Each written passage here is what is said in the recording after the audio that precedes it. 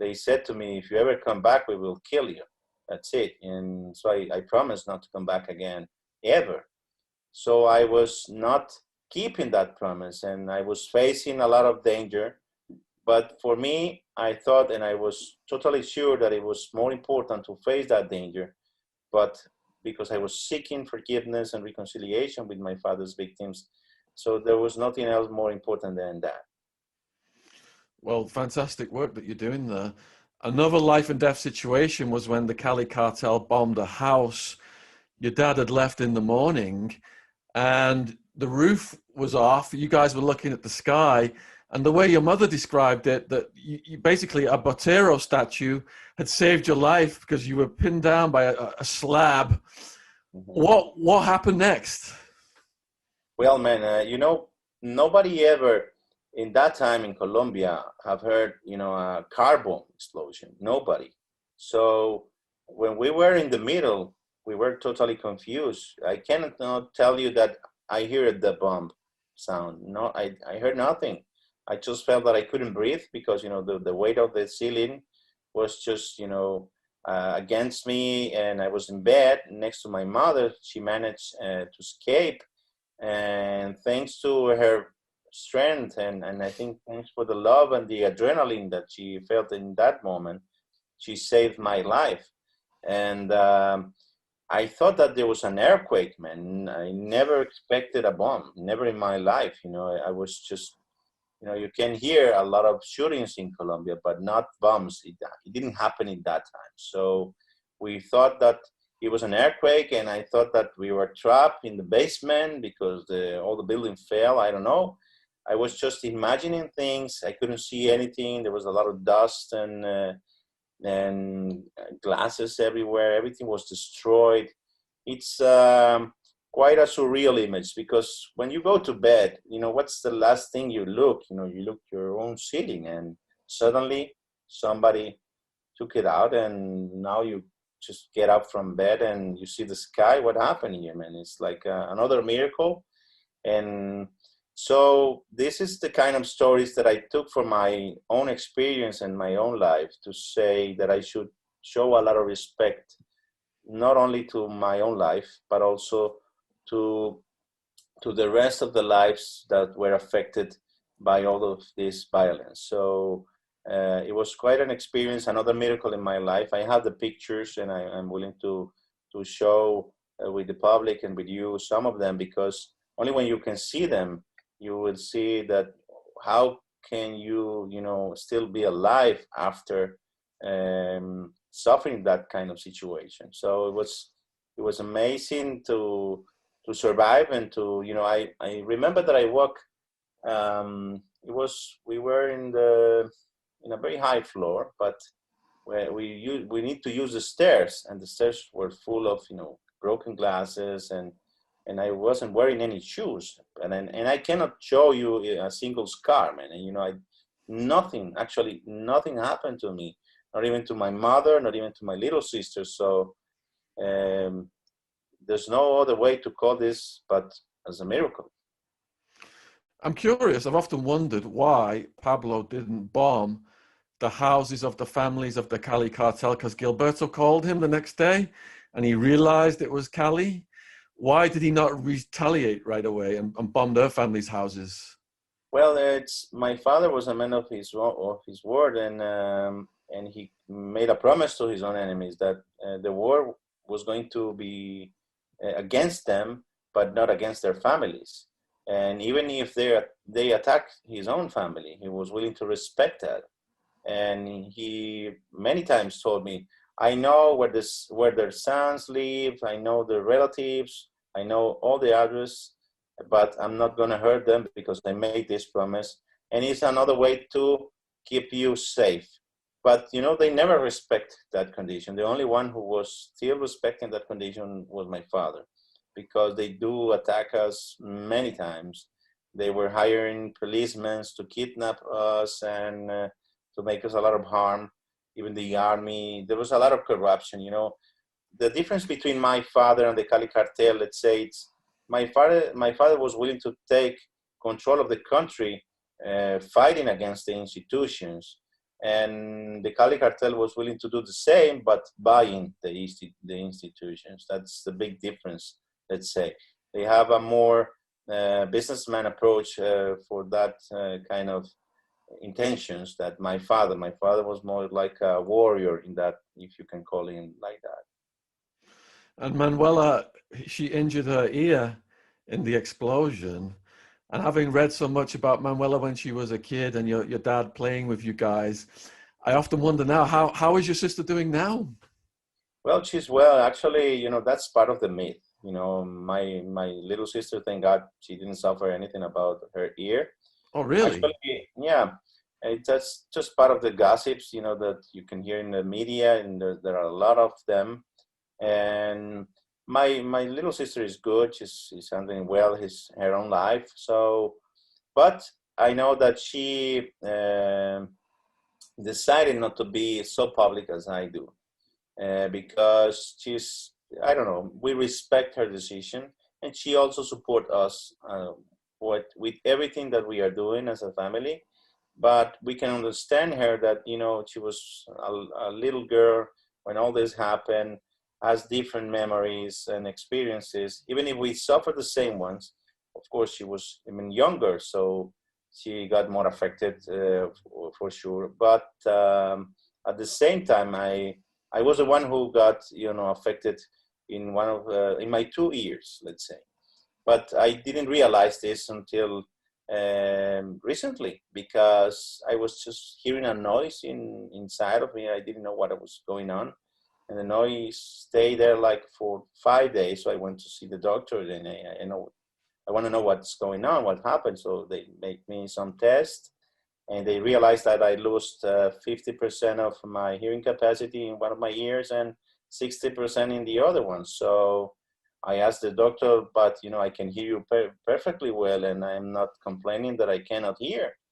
So he explained to me that there are some frequencies that you can hear, and that. So he told me, I hope you're not planning to play the violin, because you will not be able to do it. But so I tell this guy, look, as long as I can hear you, for me, it's fine. So perhaps I can hear some music and I can lose some parts of it. Do you think that injury came from the bombing of the house or from other situations? For me, it was sure that it was, it was the only time in my life that I was, exposed to that kind of explosion. Just to remember, 1 kilometer away from the site, from the exact place of the explosion, all the glasses of the city, all windows were broken, just because of the explosion. So imagine if you are exactly in the middle when that happens. Wow. It's. I wonder how I can still hear you well, man. What do you say to all these young men who watch Narcos and want to be like your father? Well, man, I should say that sadly, they are not telling the truth about how we lived that experience. They are not being accurate. They are not respecting my father's story, my country's story, and they are just glorifying him. They made a great product in terms of entertainment that has been very successful. Nobody can deny that.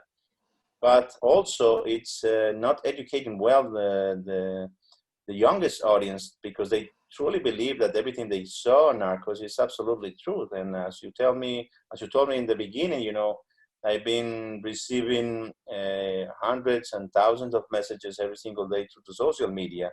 And most of them, they say, it's so cool. I just watched Narcos and I want to be like your dad. Like, it's just like, hey man, this is not Superman. I mean, this is a different story.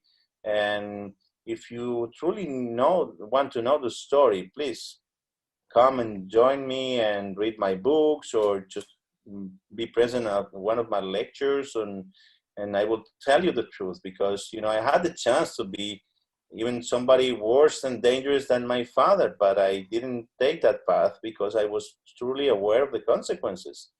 And I received great feedback from my books. The readers, the youngest readers, they sent me letters, and they said that they were willing to be like my father, but only they stopped thinking like that after they had the opportunity to approach to my story through my books.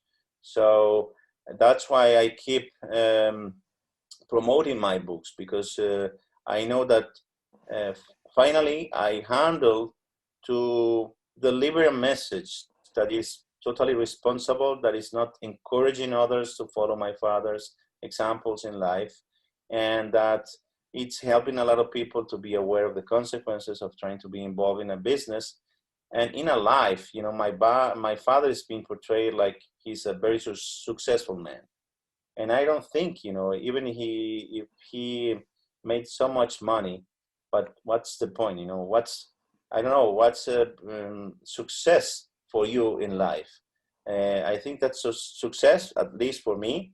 It's something that you can truly enjoy during all time.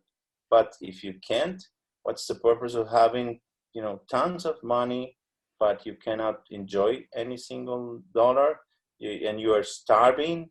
But you, instead of, you know, you are starving, and at the same time you have $4 million in cash in front of you, and you cannot buy just a single piece of bread with that money. So what's the point of, you know, having all of those assets? It's not a good way to do it. And I tell those guys, and I invite them, and I said to them, look, if you feel talented enough to be a drug dealer, with half of your talent, you can be a very successful man in life, and you will have your freedom and your family to enjoy that. Yeah, it ends in the prison, police, and death. That's what I tell the kids in this country. So as a kid for you then, what was it like growing up with hitmen around the house? I'm thinking of characters like Popeye, Earring, El Chapo, Mugre. These guys were babysitting you, playing games. What was that like?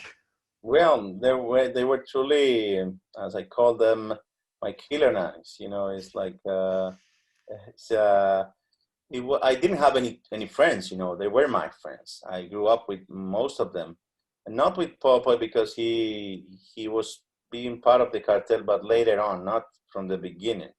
But I know that he talked much more than he knew. That's the reality.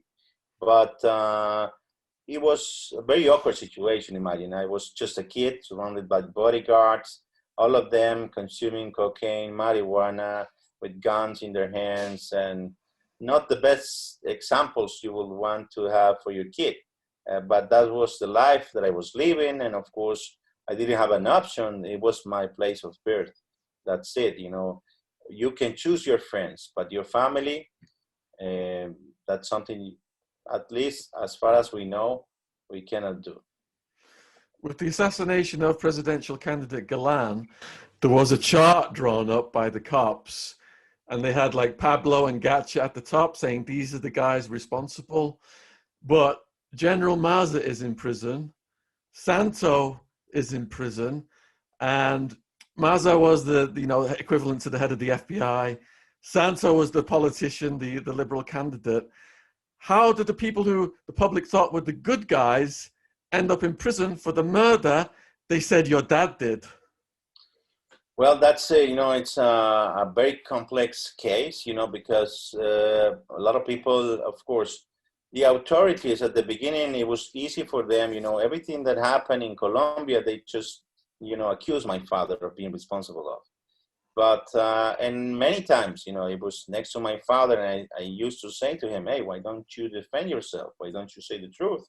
And he said, it will cost me another war against this family, the Castaño family, or the other family, just to defend myself. So it's better to keep it that way. And I also understood that my father was taking the power that was given to him just by the media.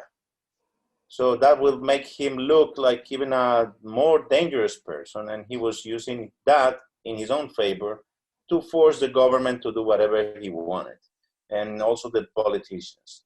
But of course, in the middle, there's a lot of corruption. I know that General Maza was convicted for this criminal act against Luis Carlos Galan, the presidential candidate, and also who you call Santos is Santofimio, Alberto Santofimio, another politician.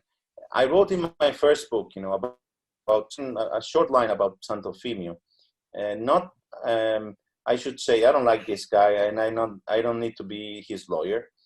He had his own lawyer, but you know, I don't believe everything that I saw. That everything that comes from the Colombian justice and from the Latin American justice and from many other countries, you have to be very careful of what you read, because they said that he encouraged my father to kill Luis Carlos Galan. And let me tell you one thing, my father was a man who took his own decisions. He never asked for anyone's permission or approval.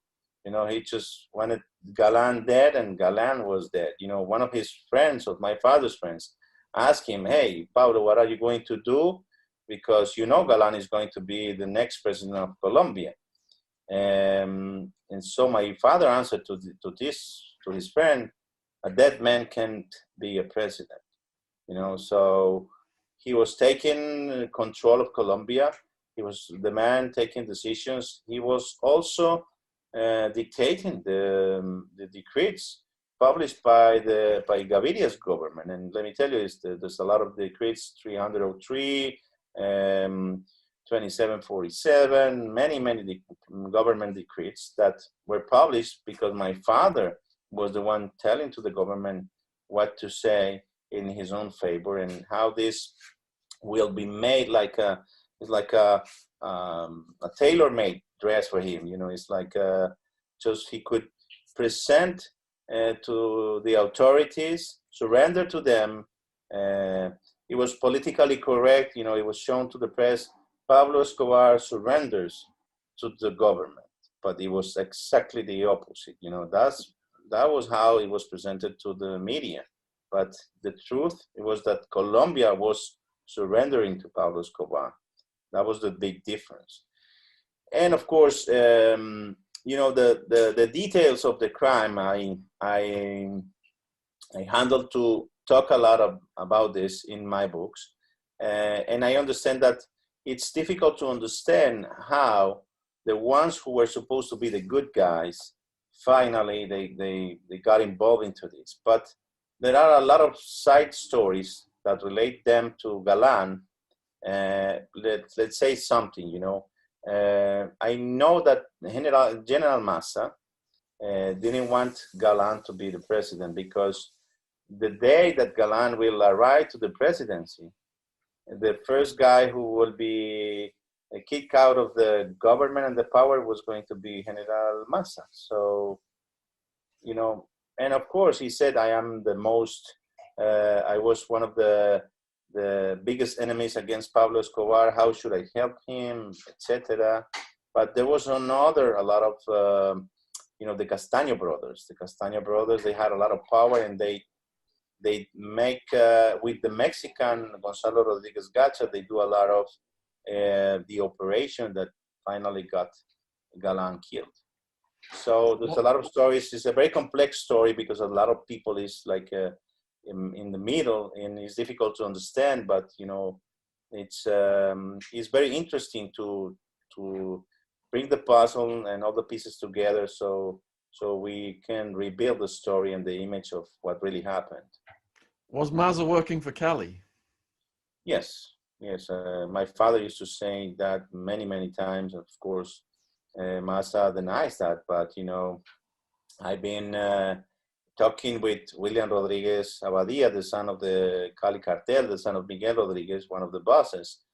And of course, you know, they own the country, truly own the country. The Supreme Court, the District Attorney Office, the government, the policemen, the militaries, they truly were the owners of Colombia. As I told you from the beginning, they were trying to, you know, to infiltrate all the Colombian institutions thanks to corruption, and they did it very well.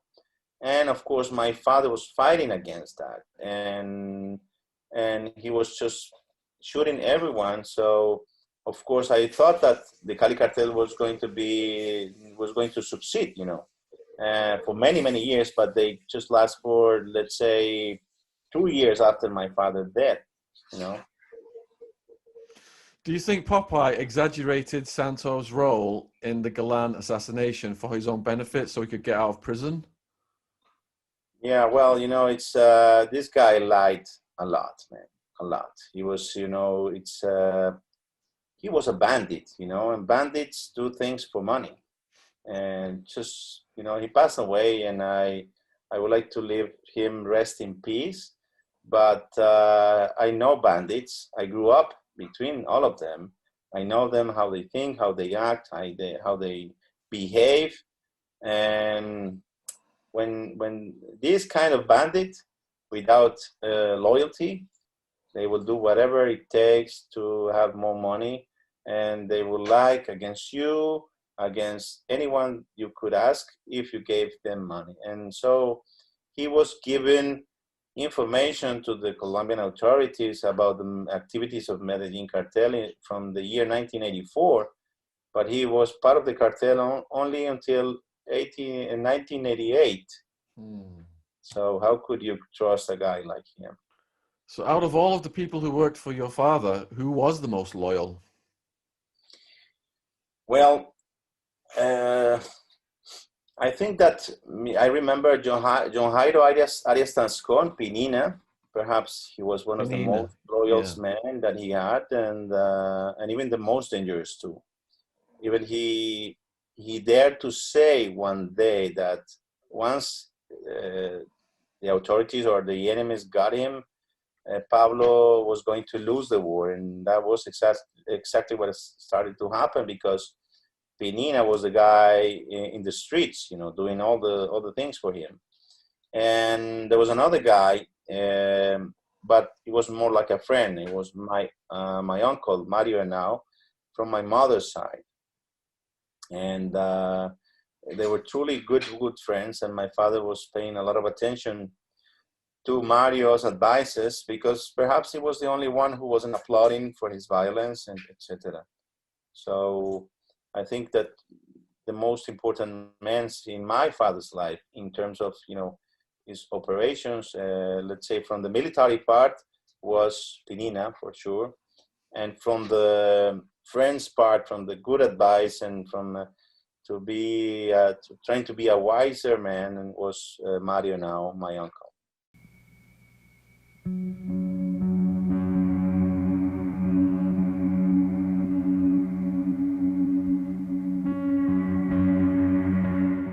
I was having lunch in a restaurant in Cali, Colombia, and 10 hitmen got to where I was, and it was a disaster. There were 6 people dead.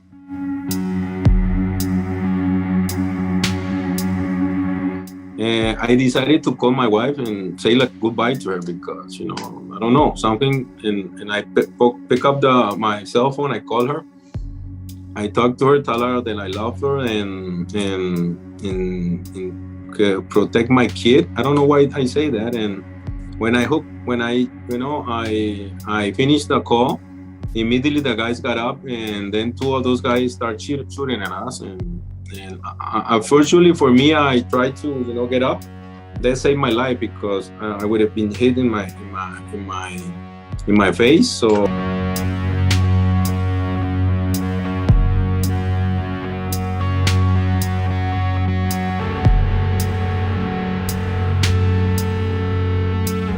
And the inertia of the shots threw me back, so I fell in another table. That table comes on top of me, and unfortunately one of my friends got hit here, and he immediately, all the blood was by my side. And then I lay down, and I was like, making that I was dead. But I was seeing this guy move from here, from there, and there were seconds, but for me it was like an hour, this guy. And when the guy decided to go, I called for help.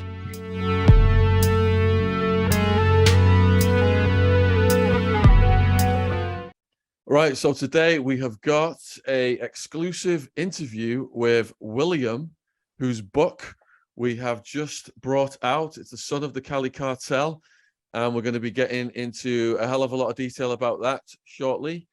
But before I begin, many of you are familiar with William's story if you've watched Narcos, which was a misrepresentation of the actual truth, and we're going to get to that as well. but this is a massive story because the Cali Cartel at the peak, they took over from Escobar and they were moving tens of billions in cocaine worldwide. It did become the biggest distribution cartel in the world. And many of you are familiar with the 4 heads of the Cali Cartel. So you've got Chepe, Pacho, and then you've got Miguel, which is William's dad, and then you've got Gilberto, his brother, the chess player. So only Miguel is the surviving one. Sadly, Gilberto died earlier. It was this year, wasn't it, that he died? Yeah, he died the 1st of June of this year.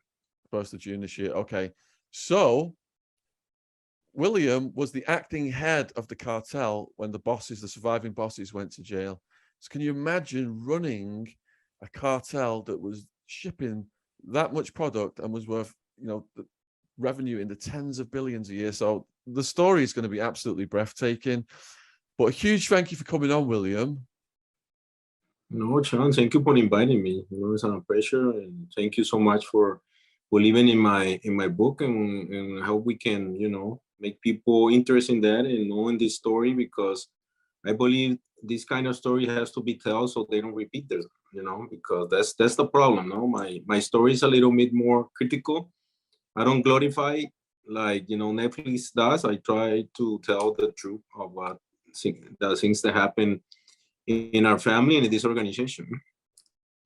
All right. And before we get to how this all began, then there is a story at the beginning of the book where there's an assassination attempt on your life. And for people interested in the book, link will be in the description box below this video, as will links for reecedry, who is managing William. So anyone wants to coordinate anything with William, go down in the description box and check out reecedry's email and links. So could you set up the scene for what happened that day of the assassination attempt? Yeah, it happened in '96. It was May of '96.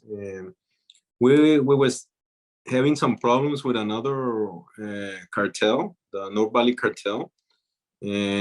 So I was having lunch in a restaurant in Cali, Colombia, and 10 hitmen got to where I was, and it was a disaster. There were 6 people dead, and I was the only one who survived this attempt in my life. I received 8 bullets in my body, and only God changed me, because he was the one who protected me and gave me a second chance to change my life. It was a very critical moment in this story for me, because I lost a lot of people that I care about. I lost 2 of my greatest friends, and I lost some people and my bodyguards that were close to me, and it changed my life forever, because sometimes you believe you're untouchable, and in situations like this, wakes you up of that trance that I was, because I believe I could do anything and I was invincible. And God taught me that day that he was the only power, and changed my life. It's not easy surviving that. And psychology way, it was very difficult for me, because like I said, wounds in your body heal, but those things are there forever. Those memories will stay there, and it really changed my life, because it taught me a lesson, but it was not so simple, Shaun, because I was not, you were not my boss or my partner or my father. So I had some responsibility, and I had to continue try to help them to run this organization, in the part of the political corruption, and try to try to fight a war that was lost at the moment that we started, because when you fight against the Americans, it's difficult, because in the end you have to make a bargain with them, or they'll finish you off, and that's what happened. My father and uncle decided to go in a war there are different types of war, and we went to the United States, like a legal war, and in the end we want to lose. So, but that's what I say. We began that confrontation with them, and in the end we were going to lose because they have the power and they destroyed us in the end. All right. So on this day then of the assassination, can you remember how that day started for you? Were you with your family? Yeah, it was. This started the day after, because those guys hit on two of our guys who ran all our power, in the street, and I don't know why I believe that there was like a normal thing that happened to one of those guys that work with us. But I should have been, alert. And that day I wake up and I was going to go to a nearby town of Cali. It's called Buga, because there's like a saint there I was devoted to. And I was having, breakfast, and my friend that I was going to go with him to that city came to my house. And then my aunt called me. I used to run the soccer team of my family. We had a soccer team called America Cali. And we were doing a big business with a player. We were selling to Portugal. So she told me that she needed me in the office. So I decided not to go to visit the saint. And then I went to the office of the America of Cali, and I did the deal. And then I decided that it was time to go to lunch. And then I invited them to a Brazilian restaurant, and that's when this unfortunately situation happened. Who were the people you had invited to lunch, and what were your relationships with them? One was my friend, a close friend of mine that I was, he was my buddy when we were 15 years old. And the other one was a guy who worked with me, but he was like a friend too, because he always was with me, flying to Bogota and helping me with my business. And one of our top men, they used to run our guys in the street, I invited him to lunch. There was my cousin too. He was going to go, but unfortunately he was called and he didn't go. And then we went to that restaurant to find some of them, to find their death. So when you go to lunch like that, because of the business you were in back then, what security precautions are in place? But that's the main thing of this story, because I believe I was untouchable. I believe nobody could do nothing, because I was Miguel Rodríguez's son. I didn't have precaution at those moments. I only went with two guys. They were my bodyguards, and the other guy that I told you, Nicole was his name, my friend. So I should have known, and being surrounded for 10 or 15 guys, but that day I gave the opportunity, and that's why I lost. Okay, and you said this was a hit by the North Valley Cartel. Cali Cartel. Can you explain then to people who are or who were the North Valley Cartel, and why you guys were in a war with them? Because this is cyclical, no? First were Escobar, the main guy. We helped them destroy him, and then we became the number one. And then this business is stupid for me, because when a guy is up there, you want to take him down, and when you take him down, you're gonna get the hit. So there's something that I don't understand. No, you should have an umbrella, and the umbrella will help you, survive. But these guys, everybody wants to be number one. So these guys starting, like making up stories about us. My father and uncle were in jail. Chepe was in jail, and we didn't have the same power, because you start losing, because you start, we start retiring from the drug business, and you start to lose money, power, and these guys were, getting in the place that we were. They were the new drug lords, and we got in for some, people talking things that were not true, and something that Chepe did too to one of those guys.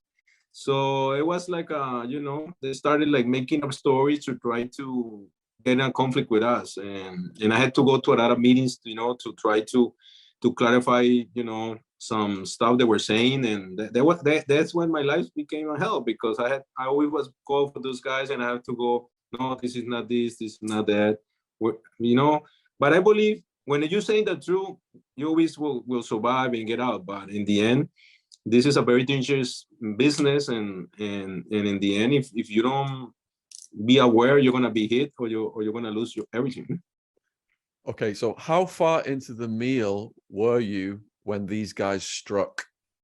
I finished. I was asking for the check. Something happened, or something crazy happened, and I decided to call my wife and say like goodbye to her, because, I don't know, something, and I pick up my cell phone, I call her, I talk to her, tell her that I love her, and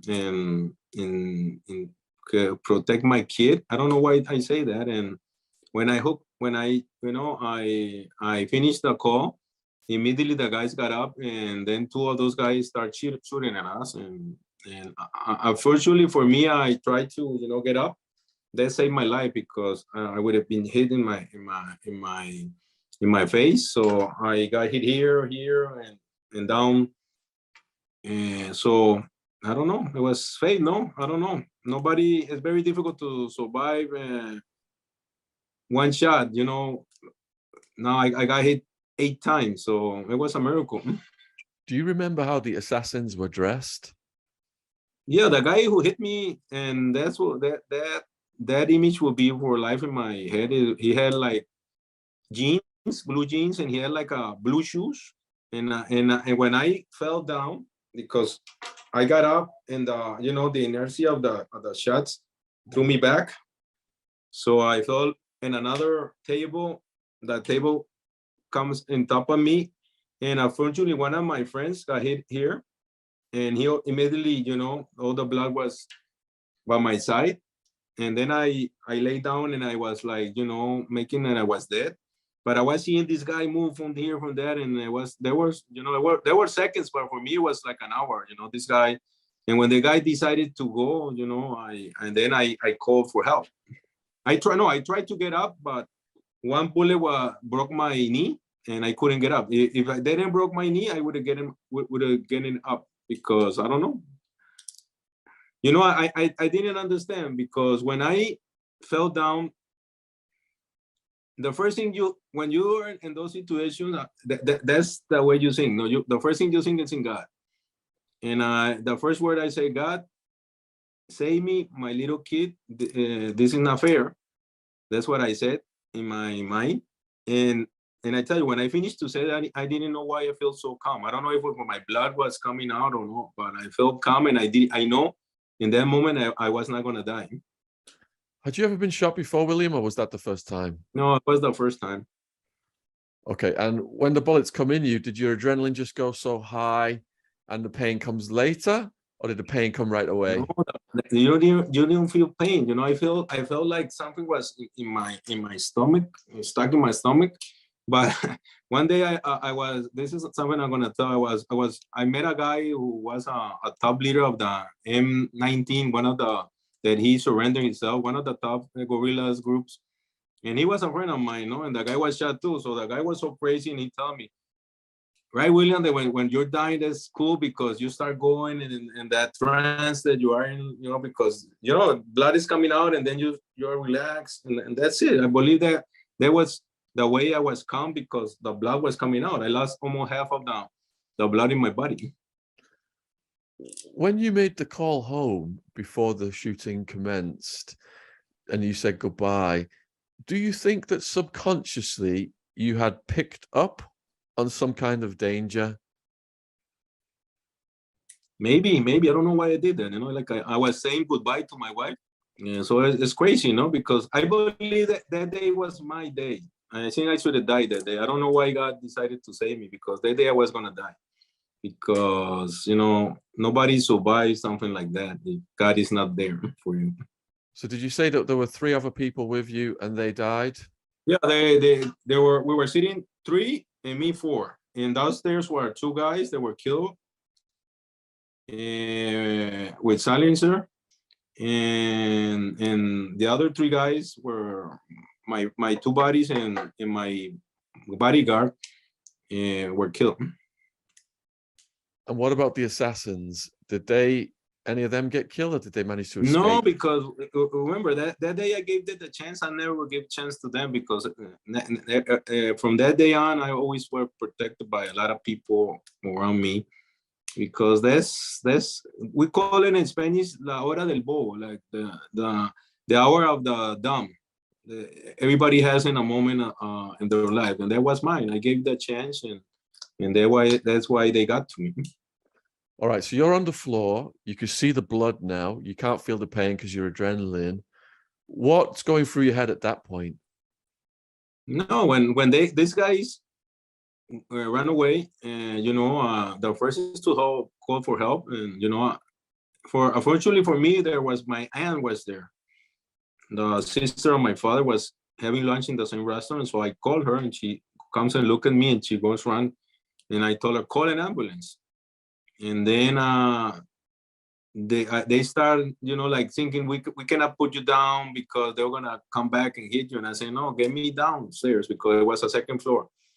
And then they come down and they put me on the floor, and then some like a miracle. I believe two police guys came in a motorcycle, and I said these guys are gonna hit me again. No, these guys were like angels that came in, and the guy came and say, hey, what happened? And tell, hey, I'm this guy. Please don't stay here. Don't move from my side. So the police guy died with it was like a changa, I believe it was there, and he was by my side. And then the ambulance comes, and they want to take one of my bodyguards that has a bullet in the head because he was still was alive. And then the guy didn't want to take me, so I call him and say, hey, you can take us too. I can survive, So no, and I got him from here and throw him down. Say, hey man, I can save myself. So they put my bodyguard Fernando in I don't know how, the stretcher you call it, and put him in. And I went, like you see, the ambulance has like a seats all around, and I went laying down there. So they took me to the hospital. And like when I got there in 2 minutes, my wife was there, and then my cousin was there. And they say, what happened? And I told my cousin, those are, sorry about the word, those are the word I'm going to say, those two motherfuckers, you have to hide. So it's, yeah, go on, keep going. Yeah, and then my wife was there, and she told me, and I was so calm. I don't know why. I believe it was the adrenaline. It was, like I was dying, and my blood was going down. I was very calm. And then another miracle happens. That's something when you're not gonna die. You're not gonna die. My medical general medic was there. He was gonna operate somebody, and then he sees me, and immediately the guy throws me in the operation room, and the guy saved my life. The guy was like, when I saw the guy, it was like I saw God. The guy didn't let me die that day. You had a few guardian angels that day. Going back to the other guardian angels, then it's quite common in Colombia for a hitman to dress as a cop. And you said as these cops were approaching you, then you thought it was going to happen again. Yeah, it was. I say this is it. But unfortunately, the guy was not involved in the hit, and the guy was an angel that sat there and protected me. But for that moment when you thought it was going to happen again, did you just brace and accept that there was nothing you could do? Yeah, I cannot do nothing. I cannot do nothing because I cannot move myself. I don't have nothing. So yeah, it was like, if it happened, it happened. No, it was God's decision. No, but he decided the opposite, to let me live. But for a second there, it must have been terrifying. Yeah, but I don't know why I was so calm. I don't explain myself. I from that moment that I tell you that I talked to this guy, that I talked to God, I was calm. I knew I was not going to die that day. I knew that was not my day. I don't know if I put it in my head and that saved me, but I was positive 100% that I was not going to die. So at this point then, where were Miguel and Gilberto? They were in prison. They were in Bogota in a prison called La Picota. They were there. It was very hard for them, you know. Yeah, but things happen, and I went to operation. I wake up like the operation was like 5 hours. Like at 8 o'clock, I wake up. I was my wife was on my side, and then my father calls, and the first thing that I told my father that day is, "Father, I'm alive. This is a war we cannot win." And I knew those guys were hearing me. That was the message that I have to give, because if I would have said something else, maybe they would come again for me. So I knew what I had to say, and really it was the truth. I knew that in that moment, those guys, we will lost that war, because they had the police, they had the guerrillas, they had a lot of people, and we had a lot of family, innocent family, that would be lost if we decided to go to war with those guys. What was your father's reaction when you first told him that? No, he calmed himself. He was, but he told me if how I was feeling, how did I feel, and I said, don't worry, father, I'll survive. Think about the other family members, and unfortunately, we could, resolve this issue with these people. And it was difficult because there were people who will help you and people who wanted war, because the guys who made the hits, they charge when you kill people. That's the when they make money. So it was complicated, no? But in the end, sense came true, and then we decided to join, join forces to fight against projects in Congress that were very important against drug trafficking. And those guys wanted me to, help them with that, because I had the experience. So that saved my life too, I believe, But there were very difficult moments, Shaun, for me, because, I was, every day was, surviving death, surviving prison. But that's the life that I choose. And that's why I made so much mistakes, and I had to suffer for my bad actions. So are you saying, from their perspective then, in the immediate aftermath, it was an unsuccessful hit because you survived? Yeah, sure. Because in the end, they say I was not that object, but it was incredible. Those guys will do a hit and don't know who was there. No? That's stupid to know when people who were very organized, people who ran police and everything, they knew I was there, but in the end, I survived, and some people help us, and we could resolve this issue, no? Because in the end, when you cannot make, when you're gonna go to war, you have to think about it, because sometimes there are wars that when you're not gonna win the war, you have to make, peace talks and bargain, and that's what we did. And because we had to survive, there were a lot of innocent people. We had a lot of people, easy to be, hit. And we got a very big family, and there are people that didn't have nothing to do with what we were doing. So you just said that they said you weren't the target. Who did they say was the target? My main guy, the guy who ran, he was a guy who had a lot of people in the street, and that's why they want to take him down. But I believe the guy who wanted the war, his name was Varela. He wanted to take out two birds with one stone, because this guy was a guy who ran out of people in the street, and I was the political power of this organization in that moment. Wow. This is such a compelling story, William. I appreciate all the detail you've given us on this, and it must be traumatic. Yeah, but I'm telling all the story in the books, and nobody is gonna read the book. I think they certainly will. It's right here. It's right here. Go down to the description box and check out the link, because there's a hell of a lot more detail in the book.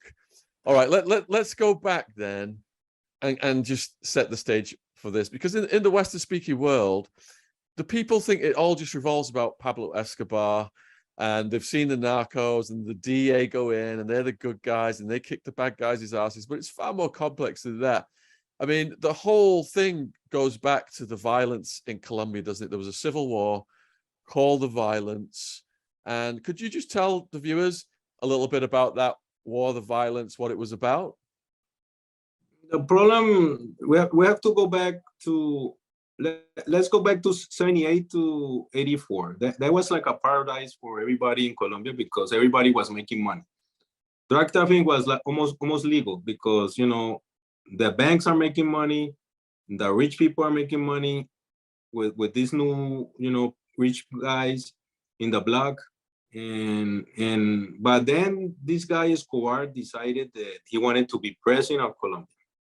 The great mistake he made because the guys who ran our country for more than 100 years, there are 10 families in Colombia. They want to permit that somebody who come from there will, you know, be in power in Colombia. So when he was outside of political, they wanted him because they were receiving a lot of, you know, benefits. But now he's getting involved in stuff that he shouldn't get involved, and then the problem started. He ran, he won, he was a congressman, and then they took out all a lot of stuff that he had in the past. You know, he was catched with some drugs in a moment. Then they put that in the medias, and then this guy got crazy, and then decided he was going to make revenge against the political who were not with him. So he started to kill, you know, important people.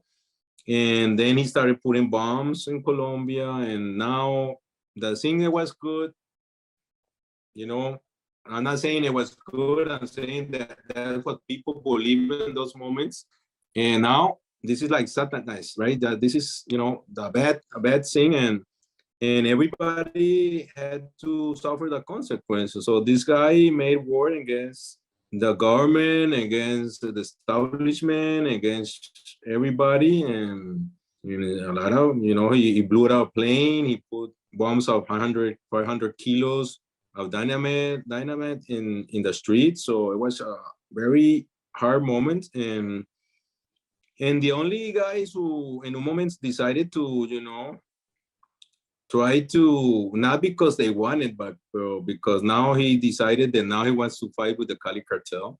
And so the only people who put, you know, their chest against Escobar were the Cali Cartel. And then the war started.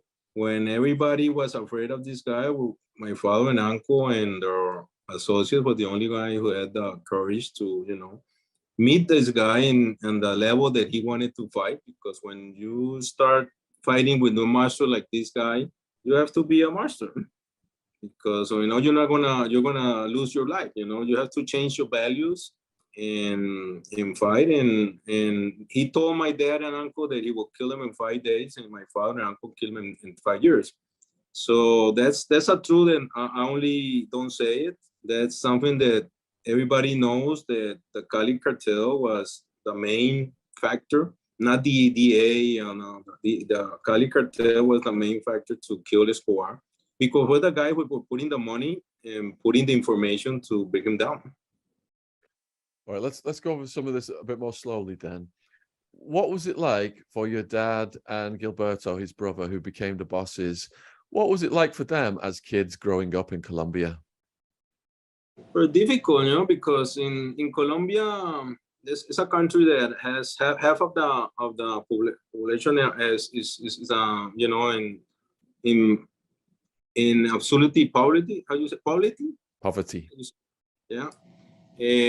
So it's complicated, you know, to you know, be able to go up in the scale. You have to be or a famous singer, or a famous soccer player, or a politician, or you are born in you know, a cradle of gold. That's the only way you can go up. So in those moments, you know, it was very hard for them. My uncle was the guy who started everything. You know, he decided to throw out his dad like when he was 16 years old, I believe, and he decided to throw out his dad because he didn't provide for his family.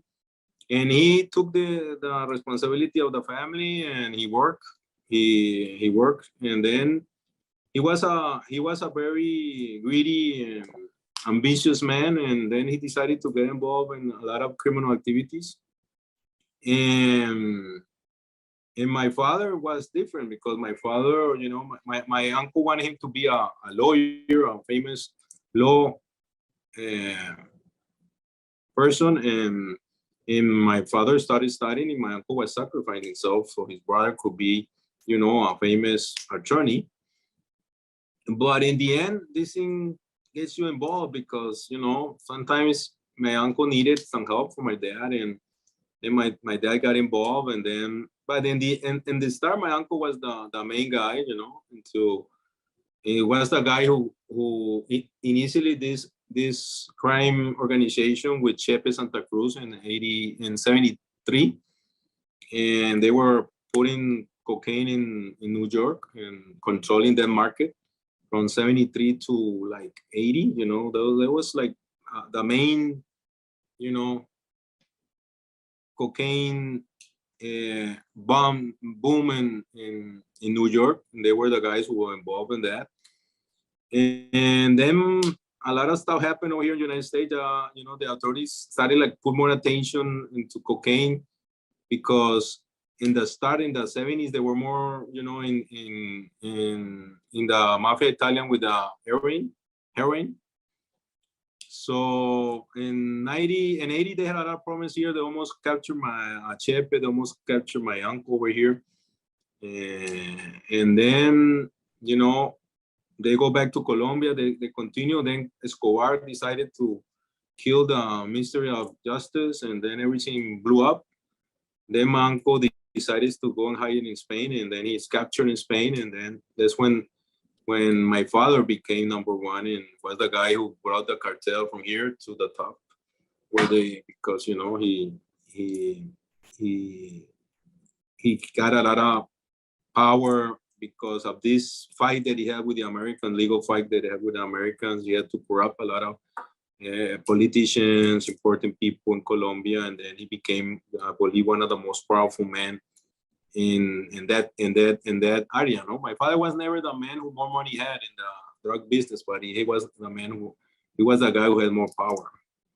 You know, that's interesting. You said that Gilberto was involved in all kinds of criminal activity before the drug trafficking. What criminal activity was he involved in? He was he was robbing, you know, that's called, like, in Colombia, piratería terrestre. That's like being a road pirate. He was robbing, you know, different merchandise,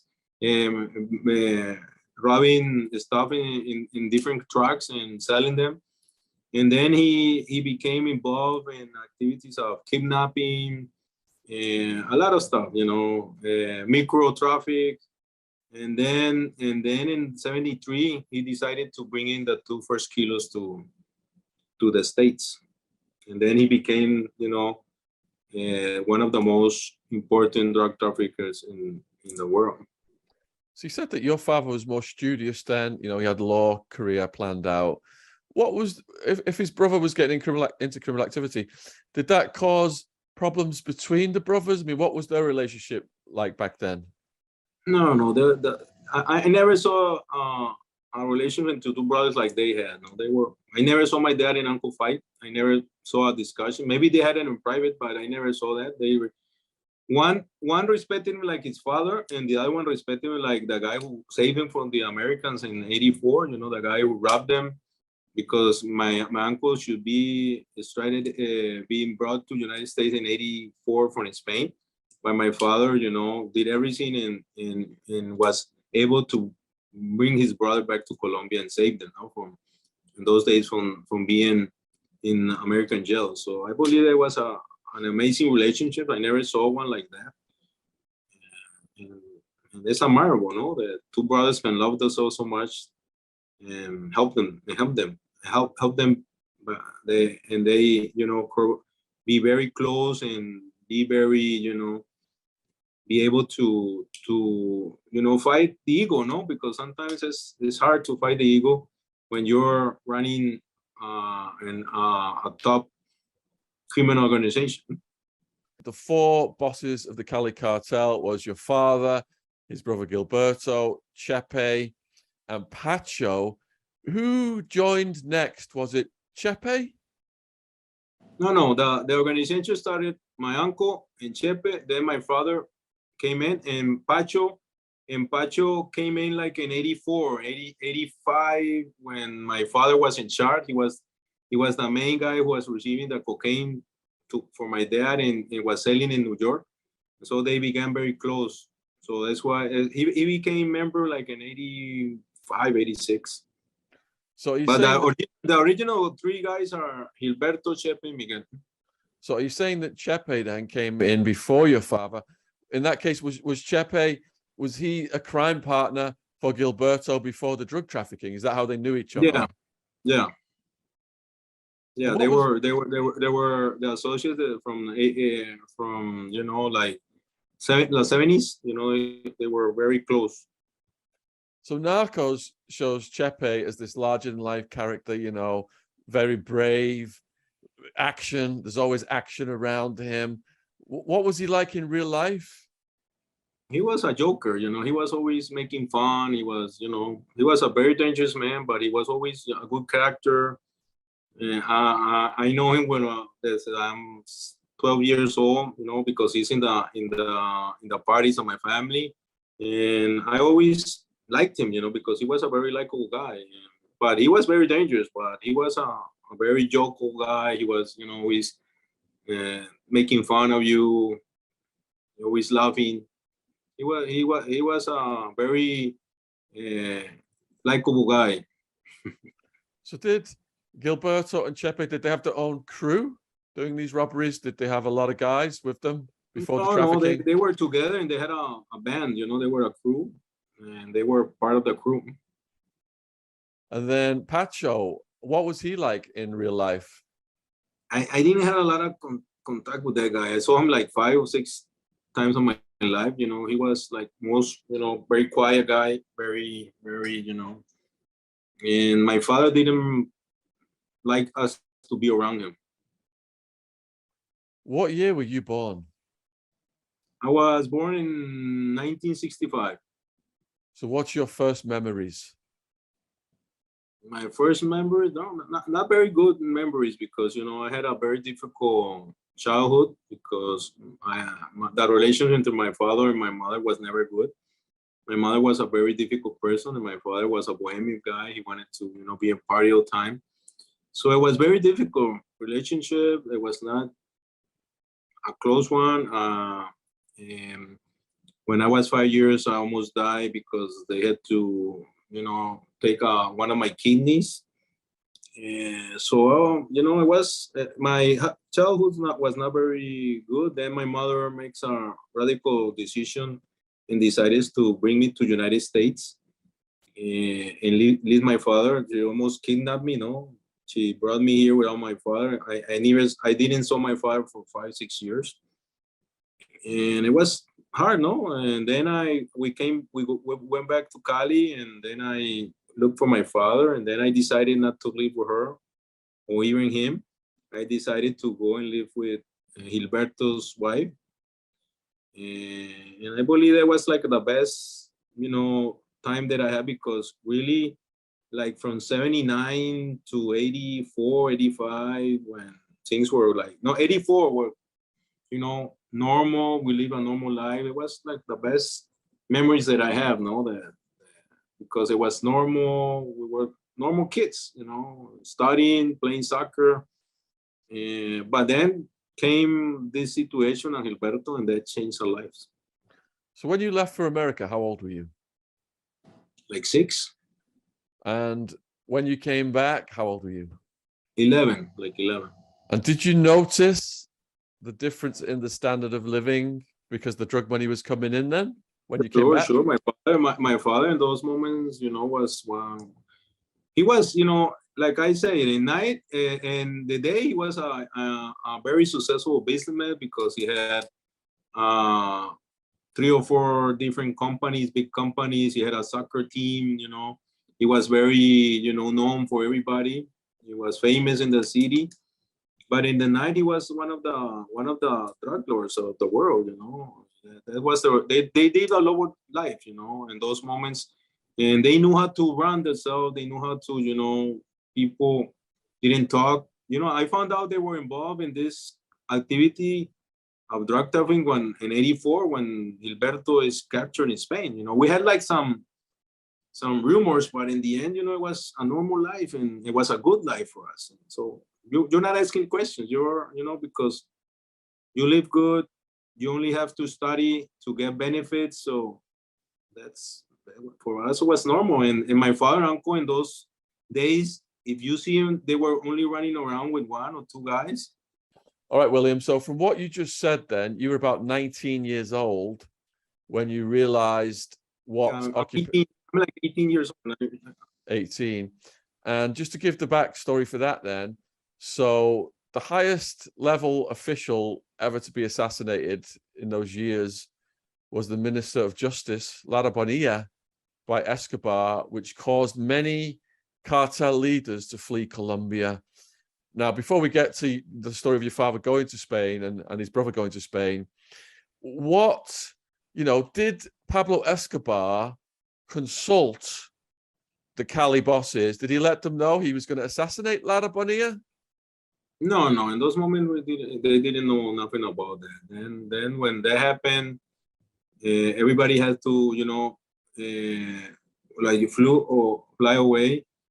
I believe my uncle made a mistake. He should have stayed in Colombia because in the end they were gonna go against Medellin, the government. But he decided to go to Spain, and I believe that was one of his great mistakes, because when he was captured over there, everybody knew really who Gilberto Rodriguez was, even us, as a family. It's one of the biggest drug lords in the world, because nobody knew. Everybody was talking about Escobar, and no, Escobar didn't ask nobody when he did something. He did it. Then he brought us to meetings when my father was involved and told him that he wanted to do that. And then my father told him that it was his decision, that we were not gonna get involved in that our fight was a legal fight. But I believe that was like that started like break up the relationship because we didn't follow him. Hey, so if you're enjoying this podcast, William's book is available worldwide, Son of the Cali Cartel. It is mind-blowing. It's on Amazon as an ebook, audiobook, and a paperback. And you saw the Cali Cartel as represented in Narcos. A lot of that was BS. William lays it down, what really happened. His dad was one of the leaders of the biggest coke cartel in the world at that time. And when his dad went to prison, William was running it. And it starts out with the assassination attempt on William, where he gets shot up and his friends die.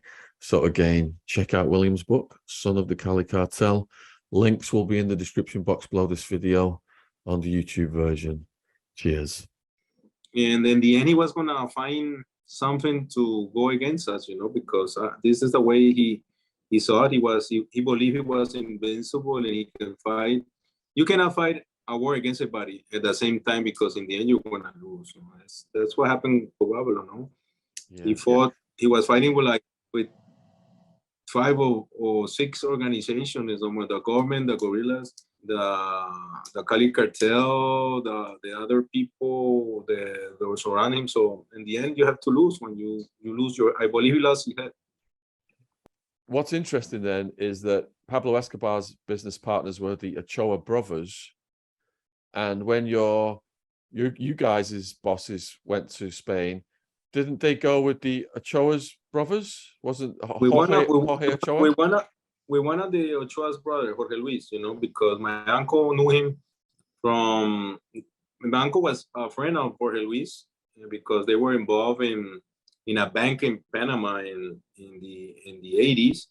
And so he knew them. Then he met over there Jorge Luis in Spain, and then they got caught.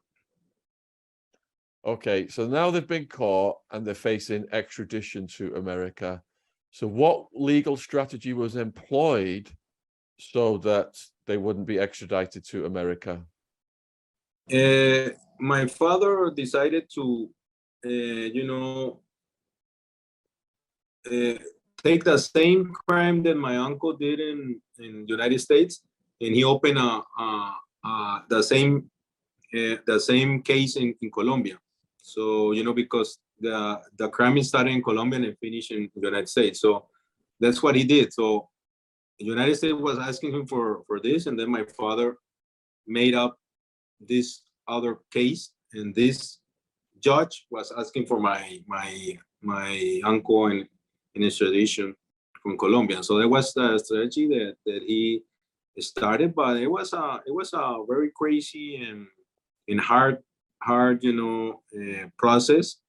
A lot of money was spent to try to save my uncle, and a lot of corruption was done in Spain and Colombia to achieve this goal.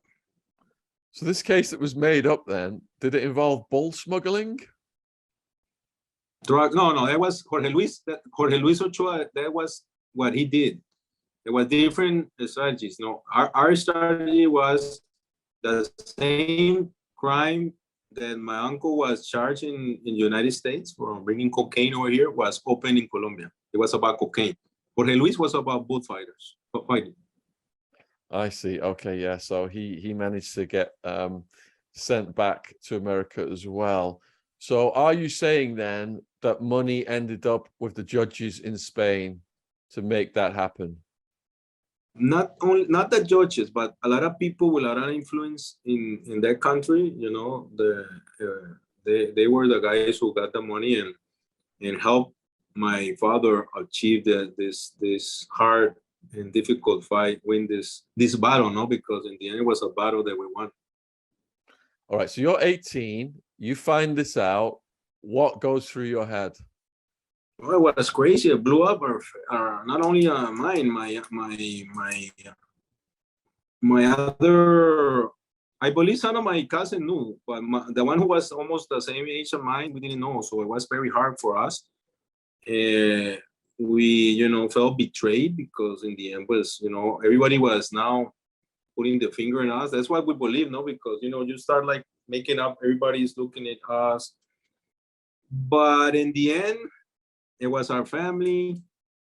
It was our uncle. We loved him.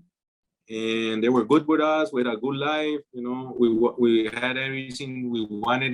We study and be, that was like our part of the bargain of we have to bring, because it was like a contract we had with my uncle. This we is that if we achieve and be good students and achieve our goals, we will get things and it changed. That's like what he taught us. That everything we have to win it, and that I believe it was a very good way to the way he broke us up, because in the end that they make us responsible people, and what I tell you. So in the end, we decided to be loyal to sit beside them and try to be loyal and accomplish, go to Spain, spend time with my uncle.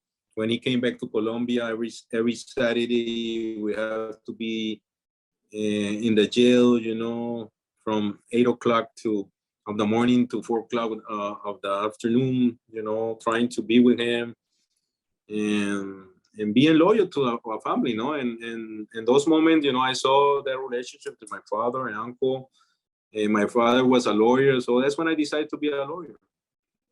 What was it like visiting him in Spain? It was difficult because the jails in Spain are hard, like here, like in United States. I believe in United Kingdom must be the same. I never was in a jail before, but it was a mirror here, and we have to talk about pressing a button. It was very hard to see him that way, but in the end there was the faith that he brought up to him. Was he confident about his case, or was he worried? Very worried. I believe it was 70-30. United States will get him, but you know, my father never surrendered, and he achieved that. So when your father got back, did he have to go in the prison in Colombia for a period of time? Yeah, when my uncle comes back, and like my uncle goes back like in 85, something like that, and he has to stay like 2 years in prison to 97. So 87, sorry. So 87, from 85 to 87 in jail. And then in 87, he was released. Okay, and what was your father doing during that time? He was managing the Cali Cartel and all, and part of the legal business, no? My uncle was like the guy who was more involved in running the legal business. He was, you know, now he's in Colombia, so now he's running the legal business. My father is running the other business, the legal one. And what was the Cali Cartel's relationship with the government like during those years? Good, because, you know, we were spending a lot of money, you know, bribing them and being close to them. We were, you know, allies in those moments, because they help us, you know, achieve this goal of bringing my uncle back from Spain. How did things deteriorate with Pablo Escobar and you guys? Something happened in New York. Two employees, one from Pacho Herrera and one from him, got involved in a conflict. I believe it was for a girl or something like that. And then I believe Pacho's guy killed this guy. And then Pablo asked for the head of this man. And then Pacho didn't want to surrender him. And then now Escobar not only wants the guy, he wants Pacho too. And then my father and uncle said, we don't surrender our friends. If you want to fight, we can fight. And then they found out that he was going for them. So that's when the war started. What about Virginia Vallejo? Was she sleeping with Escobar and sleeping with Gilberto? For people who don't know who she is, she's a very famous TV presenter. That's what they say. I cannot say yes or no, but that's what people say. Okay. So as things deteriorated with Escobar, then how did your life change? Well, changed radical, man, because, you know, I only was, you know, we were running around with one guy, and then I have like 4 guys behind me. I have 5 or 4 guys, bodyguards, all my family. Now we used to have like 2-3 guys in our security. Now we have like 100. And then life changed forever, you know, because now we have this guy in top of us, and we have this awful world, you know, with people with guns around us, but that's the only way we can survive. What were the first attacks Escobar launched against Cali? He started burning our drugstores, our pharmacies, and he started burning them in Medellin, and trying to get to my father and uncle. No, there were a lot of people coming and going from Medellin to Cali trying to assassinate my father and uncle. And then the same, no, they were sending people to Medellin to try to hit Escobar. There's still a lot of noise, William, from the table. Is there like something on the table that's making the noise? Let me take it out. Now it's better? Okay, yeah. All right, so the war's heating up with Cali and Escobar, and the government now, are they coming after Escobar only? And are you guys, you know, joining with the government against Escobar? And first it was that way, no? First it was only the government against Escobar, and we helping the government. And in 89, this guy and El Mexicano Gacha decided to kill Galam, one of our president, you know, candidates from Colombia. And then another, you know, big wave came against drug trafficking, against the government. And then I believe that saved my uncle and father's life, because they had to hide themselves. They were not, you know, looking so hard for them, but they had to, you know, not be in their houses, you know, they had to be mobile. And then I believe that saved them their life, because my father was always in the same place, and Escobar was, you know, in the end he was gonna get to him. So that's unfortunately it's a very sad part of the story of our country, but in the end I believe it saved my father's uncle life. Do you know how the assassination of Galan was organized by Gacha? They say they bribed one of his close bodyguards, and he knew where he's gonna be there. But I believe he's suiciding, so because he knew they were gonna kill him, and then he still went to that part of the country was the domain of Gacha, and he should not be there. So and they killed him. So do you think he was partially responsible for his own death then, because he knew No, the no, risk? no. It's because it's crazy to say that, because he shouldn't be. He should have been able to go anywhere he wanted, but in the end, it was a very difficult zone. It was very, very brave. I don't know. He trying to go there, but in the end, it was one of a great mistake because he was killed. Okay, so in the West, some key figures in the story are often left out, and people are not very familiar with the Castaño brothers. Could you explain to people who they were? They were like a faction of the right wing. They were fighting a war against the guerrillas, the left wing, and the Castaños became paramilitaries in the 80s because we got the noise again, William.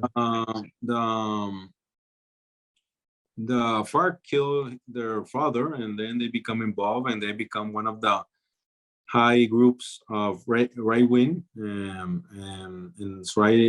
fought a war against the guerrillas. Okay, and in the beginning, they had a good relationship with Pablo Escobar, didn't they? Yeah, they were working with him, and they were against us. But in the end, they found out that he was going to kill them, and they, came over here to the side of my father and uncle. And then there were the guys who helped with my father and uncle putting the money, build the Pepes. The Pepes were the guys who, in the end, finished off Escobar's organization. Okay, so do you believe then that Pablo Escobar starting to kill his business associates was the beginning of the end for him? Because he killed other people before the Castaños realized. Yeah, because the guy, he at the end, he made so much chaos in Colombia. He killed so many people. He blew up our airplane. In the end, he got what he wanted. He got a prison that he built, and he was safe there. It was very difficult to get to him because he was, protected with police in the army, in the government. So I believe he lost it killing those two men, those two best partners. Those guys were very high objects for my father and uncle in the war against him, because what the guys were giving the money to fight the war against us. And I don't know, these guys lost it. He decided to kill them because those guys were just bored, to giving all their money to this guy to fight wars against everybody. And then I believe that was one of the most important mistakes that Escobar, the second most important mistake that Escobar made, because in that moment he lost the war. You know why? Because people who knew his organization, they were, sometimes working together, decided to come over here. So now we know how he operates, who the guys are, and it was easy to, finish them off. So you're talking about the assassination of the Moncado and Galliano factions at the cathedral, and these are people that he was really close to. And Roberto, I believe in the list there were 3 or 4 in the list of my uncle and dad, to hit, because we're the guys who put in the money to fight the war against us, So I believe it was one of the greatest mistakes, because the people who were around the Moncadas and Galliano came over here to Cali to ask for protection. And now we know how he operated, who were the close person he had, where they hide, and so it was easy to finish him off. And one of those people was Don Berna. Who was Don Berna, if you could tell the people? Don Berna was one of the Moncada's main guys, and the guy, or Galeanos, I don't know which of the two fractions. I believe was more with the Galeanos. And then he became, you know, one of the main guys for us to be involved in the persecution in Escobar. And he was infiltrated in the group of the police that was against Escobar, the Grupo de Búsqueda. And he was operating with them, with the police group, you know, against Escobar, and did a lot of, and he was the day they killed Escobar in the operation. Yes, I've read Don Berna's book, Killing the Boss, and he describes going out to Cali to meet the Cali guys for the first time. He was apprehensive to make this alliance. Do you remember? Did you ever meet Don Berna? Do you remember any of that? I met Don Berna, but after that, you know, I met Don Berna in '96 before my hit, in a meeting that I was with the Castaño when they kill Chepe. I had to go and had a meeting with them, and I saw Berna 2 times in my life. That day and another day, like in 201, something like that. But the first time I saw Berna was the day that I had the meeting with the the North Valley cartel leaders in the right wing Castaños faction in Monteria. I had that meeting. Okay, could you describe who Los Pepes were and how they started? Los Pepe were perseguidos for, you know, persecuted for Pablo Escobar. Those guys were the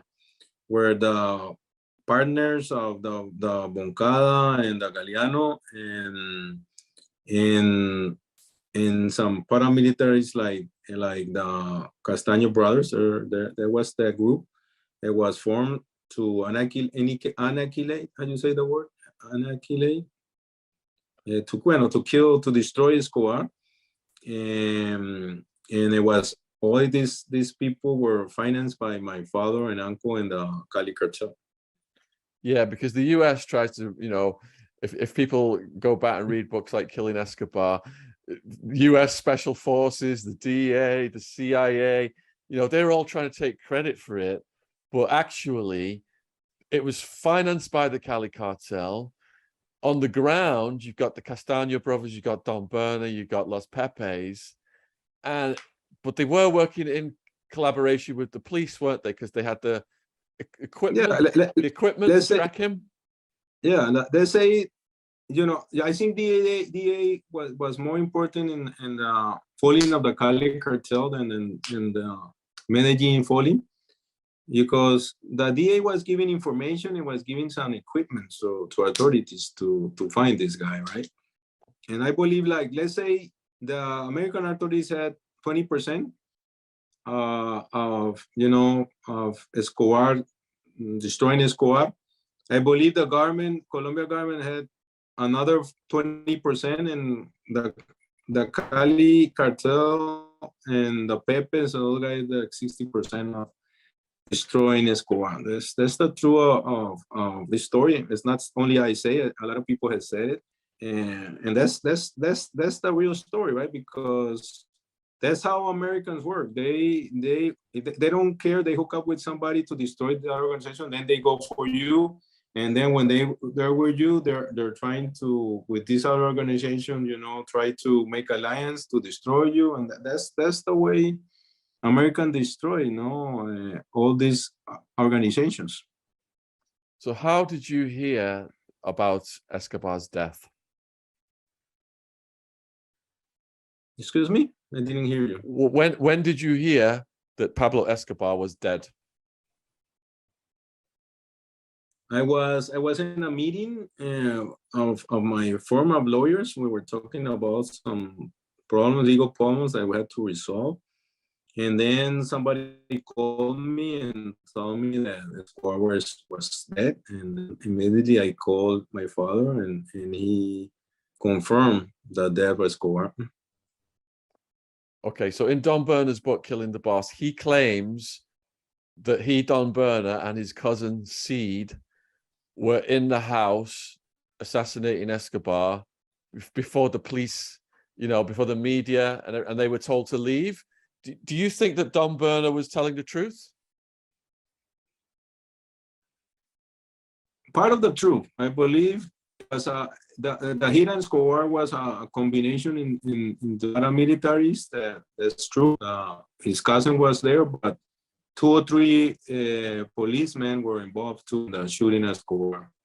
So then when this guy, the head of this group came, he told Don Bernard to leave. But the operation was a combination of between police and the Pepes who killed Escobar. Okay, and then when the government, the president, he said, these are the men who killed Escobar, and he told them, the media, these policemen, but Pepes had to disappear, did they? Because they were an illegal death squad? Yeah, sure, but nobody wanted to, the government was not going to accept that the Pepes in the Cali Cartel has killed Escobar. No, it was a term of win of the government and the establishment. But in the end, it was a combination of all this thing, because Escobar was not only dead that day. It was a war. It was fought all in 5 years, and it was we were destroying him little by little, because it was a very difficult man. It was a very, very dangerous person, and a very very intelligent man. So it was not easy. It was a process. It was a process that was a lot of money spent and a lot of blood. What was the atmosphere like in Cali when Escobar died? Did you guys feel safe? Yeah, it was like, we had it was like 2 feelings. Like, yeah, we were safe. What's gonna happen? I believe it was the most important moment of my father. He had to resolve a lot of issues of his life. But I believe in those moments, pride and the ego, everything came forward, because he believed he was invincible. And then that's the day when he lost, because he should have tried to surrender himself like the Ochoa brothers did, and resolve all these issues with the authorities. But he was Mr. Miguel Rodriguez. He was the #1 man in the world, and he believed he could achieve anything. But I believe the Americans and the families who control Colombia gave them a little bit, for a little while, the power, and now they wanted to take it back. So that's the story. You have to read in my book how all of these things happen, and how really was the Escobar the story. All right. So when Escobar was assassinated, then what was the atmosphere for Cali? Did you guys feel a lot safer at that point? Yeah, like for our lives, we feel a lot of safer, because those guys were now the new drug bosses of Colombia, and everybody respected us in those days. But in the end, it was a very difficult situation, because I believe my father and Uncle Blue, the most important opportunity they have to resolving all those legal issues that we had. But I believe they lost them, because they had won a battle against the Americans, and now they brought down Escobar, so they believe they were invincible, and I believe they messed it up, because they had this great opportunity and they lost it. Okay. And do you think that your father then, he believed that because he'd been instrumental in taking Escobar down, that the Colombian government would prevent his extradition to America?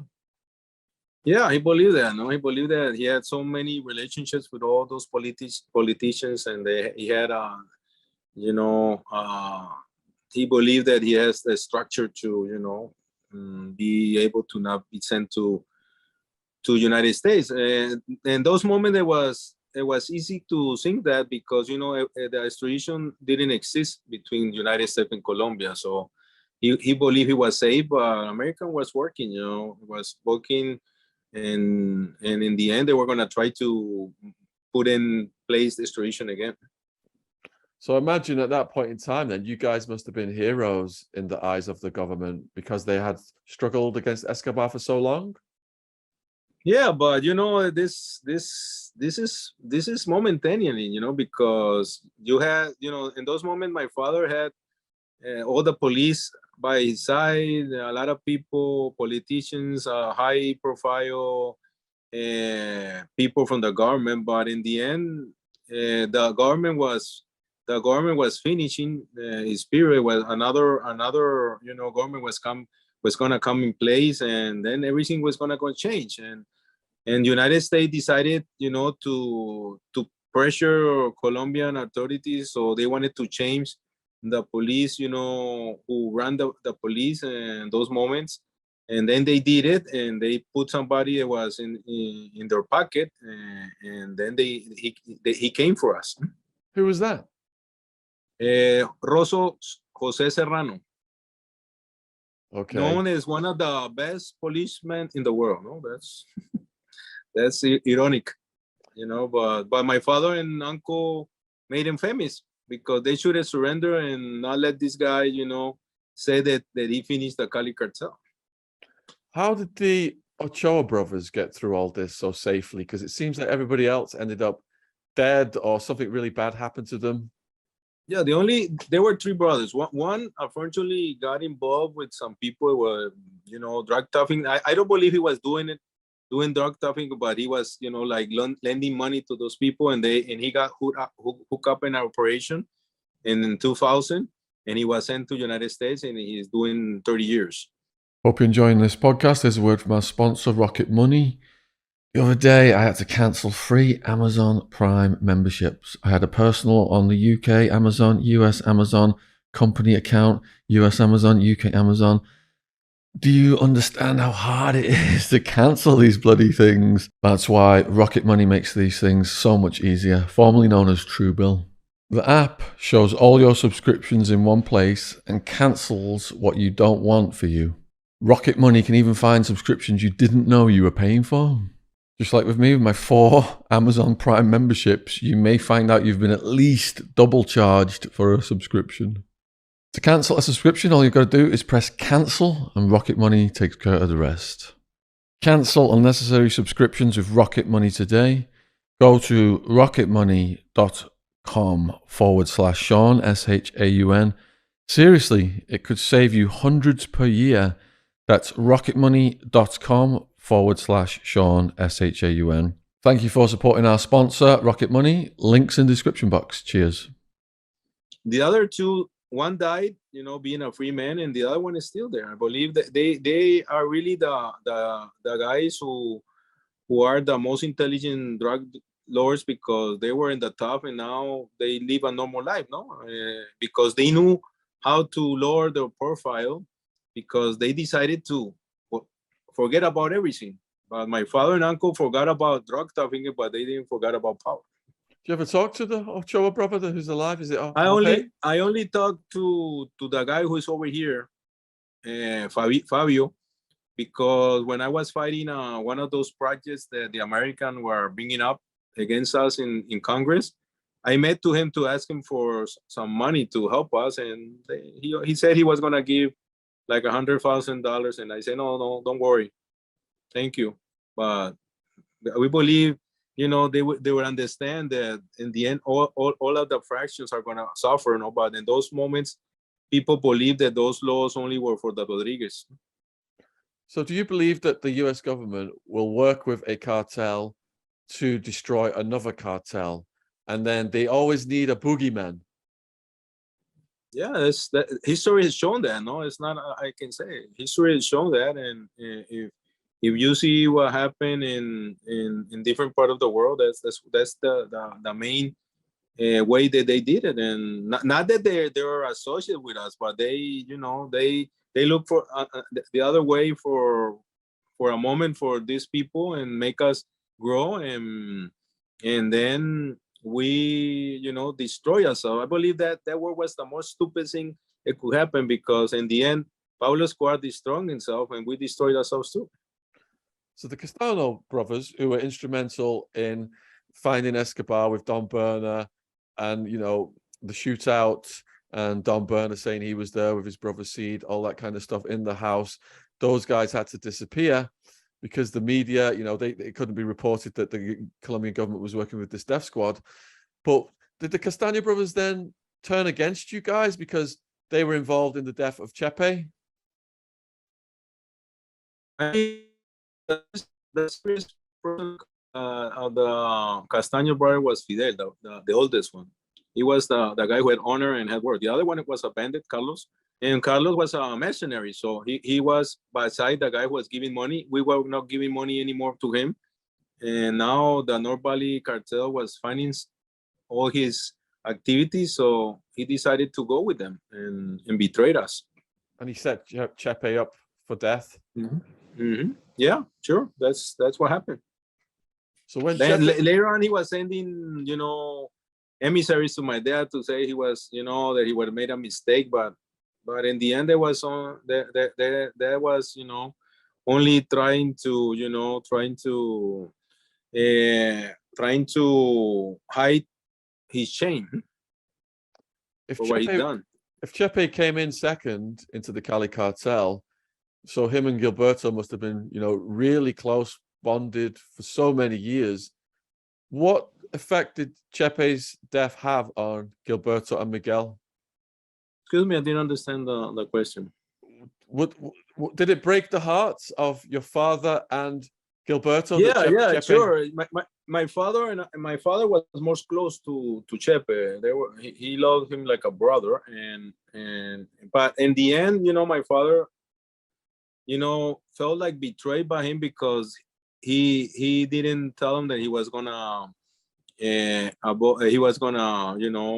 escape, and that was a very hard moment for my dad and uncle. They almost were extradited by the government in those moments, and so it brought a lot of heat to us for what he did.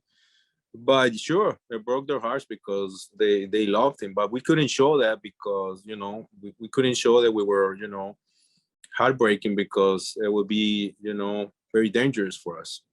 So that was 96, was it, when Chepe died? 96, yeah, 96. And the assassination attempt on you was what year? Mine, the same year.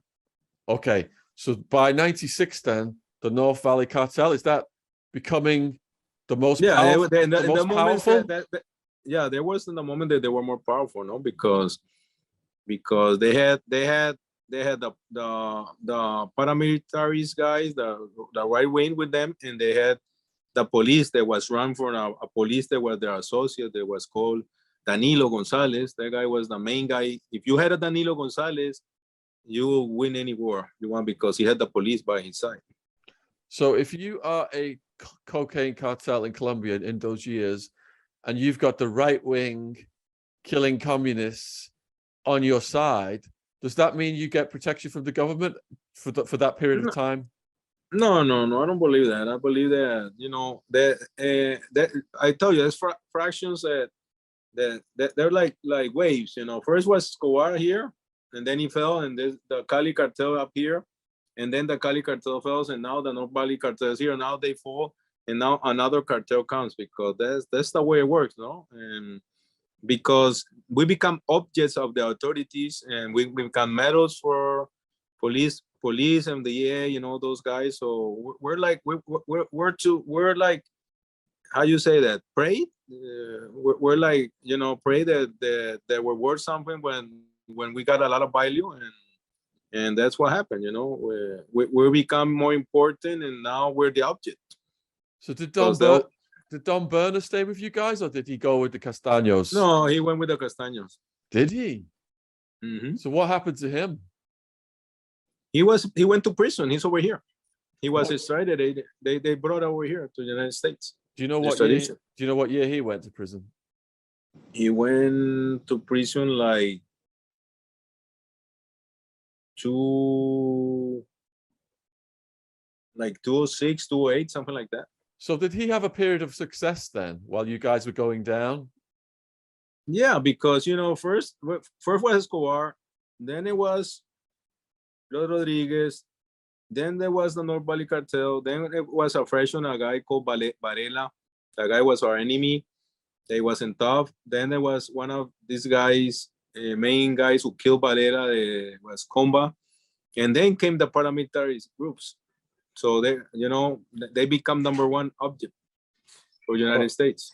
All right. So we're in 1996 now. There's been the assassination attempt on you. Are you starting to think about the consequences of this now because you've seen it in real life, the deaths of your friends? I believe I started to see the consequences of my life, and when I was hit, like my attendant, my life. That's when I changed the way I saw, because I was running stuff like 2 years, and then I believe I was untouchable. I was becoming my dad, and then when this happened, now I knew that in the end I was gonna go to jail. I was gonna get killed. So I really decided to change this life and become different. No, but I was trapped because I was it's not an excuse, but in the end I had a lot of obligations with a family, and I had to be loyal to them. And how easy was that? I mean, you've just seen your friends get killed. I mean, your gut instinct would be to want to kill the people who killed your friends. Yeah, sure. That's the normal thing that you're gonna think about, but you have to know where are you and who are your enemy, and you cannot be a kamikaze because you have a lot of family, a lot of innocent people. They're gonna get killed if you make a mistake. So I learned to live like the Greek people. They say you should sit in the balcony of your house to see when the dead guy passes, in his box. So that's the way I learned to live and wait, because I knew this type of guys, they were very violent and they're gonna kill themselves between. So that's what happened. They all killed themselves, one against the other one, because of power and ignorance. Had you learned lesson also from Pablo Escobar's son, making the mistake when his dad died? He did a radio interview and he said he was going to be more tough than his father and he was going to kill the guys that killed his father. But then he realized quite quickly that was a mistake. Had you been paying attention to that? Yeah, no, but I believe he was a little kid. He was 14 years old, but it was a very dangerous moment of his life, because he was gonna kill. And if you read the book of one of his books of him, the guy who saved him, it was my dad. My dad didn't let him be killed, and told him that I cannot protect you anymore. Go and leave Colombia. But you cannot take a little kid while he was hurt. But I believe he did the right thing. Leave Colombia and become a good person, because he's a good man. I know him. I have a relation with him, and I believe he did the correct. And people often ask, where did Escobar's money go? Did a lot of the money have to be given to the Cali Cartel because they took over? That's what I believe one of the mistakes that maybe Juan Pablo says is that, because a lot of people got their money, but the Cali Cartel didn't get. My father uncle only got a building that was not even his. It was the Galeano's building in Medellin. The other things Escobar were given to the Pepes. That's what happened, because there a lot, and a lot of those properties were taken by Escobar to other people. So you're saying the Castaño brothers got a lot of Escobar's wealth? Yeah, Escobar, Don Berna, all those people got a lot of stuff. We only got a building in Medellin. It was even Pablo Escobar. It was the Galeano's building. It was a very expensive building in Medellin. That's the only thing we got from that war. Okay, so you say you were trapped then. You wanted, to somehow stop it because you saw the consequences. But it's like you're at it's so big. It's like you're at a ship. You're captain of a ship at sea. You can't turn the ship that easily, can you? This is, what happened with me, my friend. I got the plane when the plane was going down, and one of the engines was in flames. So that's what I have to manage. In those moments, a lot of it was a very difficult situation. My father and uncle were in jail. We're not getting the cash that we used to manage, and we had a lot of people against us and fighting against the American, fighting against the establishment. It was very difficult moments, no? And that's what I had to live. But I tried to do my best because I was a loyal soldier for my dad and uncle. But in the end, we were gonna lose the war because to the Americans you win battles, but the war in the end you're gonna lose if you don't bargain with them. So the Cali Cartel was famous then for having hiding places in walls, and sometimes when the police would come, your dad or Gilberto would hide in the walls. Is it calleta? Is that what it's called? Caletas. Could you manage, my friend. That's the sad part of this, no? You're the most powerful man in Colombia, and you have to hide in a caleta in a wall to survive. So that's the life you want. In the end, that's what you have to think. No, it's worth it that being the most powerful man and you have to get in a wall to survive. Is that the life that people wanted? That's what you want to be. That's what people have to think about it. Did you ever have to hide in a caleta? No, never. Unfortunately, when I was, hiding for more than 4 years, I decided to leave Cali and go to the countrysides and to the jungle and hide there. It was easier, and I ran with 2 or 3 people by my side. That was easier, and I had a lot of luck. God was with me, and I was a very disciplined person. I was hiding. Really, I was hiding. I was not fooling around. I was 24/7 trying to not get caught. So there was a guy on the inside who was high up in your security, Jorge Salcedo. Jorge Salcedo. What did he do? The only important thing that guy did in his life was give up my father, no? And he made a book, and now he's like James Bond, no? But the guy, he made a lot of stories, but everybody believed him. But in the end, the only important thing that he did, and it was very important because he was the guy who gave up my father, the main guy of the Cali Cartel. And that's Jorge Salcedo. And he was your father's, was he his head security? No, he was the guy who was running communications in the Cali Cartel. When the war started, the chief of security of my dad bring him aboard, and this guy was the guy who was running that part of the operation, the communication.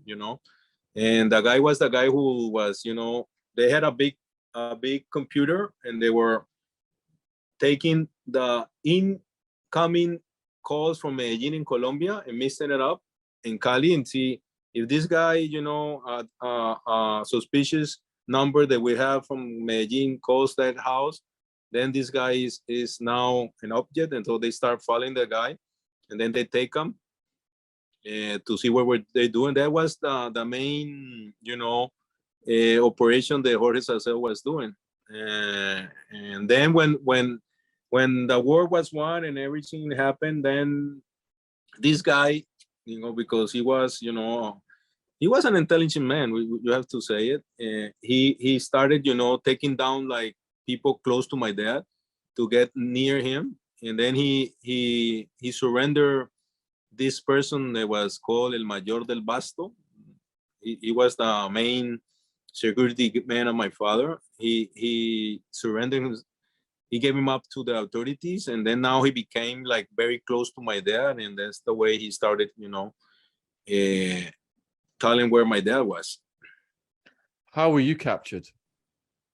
I never was captured, my friend. I surrendered myself. I surrendered myself in Panama, and was brought here to the United States. But I was not captured. I surrendered myself. What led to you surrendering yourself? I believe my two kids and my wife.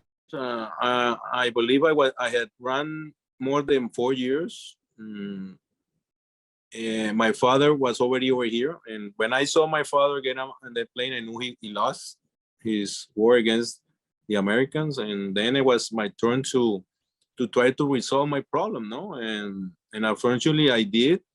And I gave my kids an opportunity to live a different life. Being in Colombia, they will never be who they are here, because they always will be.